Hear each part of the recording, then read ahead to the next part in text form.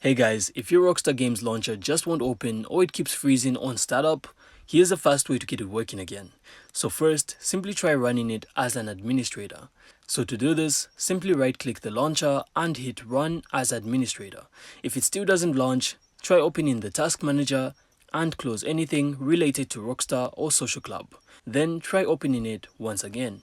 Now, another really common fix is clearing the launcher cache. So simply press Windows plus R at the same time, then type in %local updater %. And once you do this, you can then open the Rockstar Games folder, then delete the launcher cache files. Don't worry, they're gonna recreate themselves automatically. Now, you can also make sure the Social Club is installed properly. If it's corrupted, reinstalling it may actually fix the launcher not opening. And before you test it again, simply check that your system time and dates are correct, because Rockstar apps weirdly refuse to open when they are off. And finally, update your GPU driver and install any pending Windows updates. Seriously, the launcher really depends on a few system components being up to date.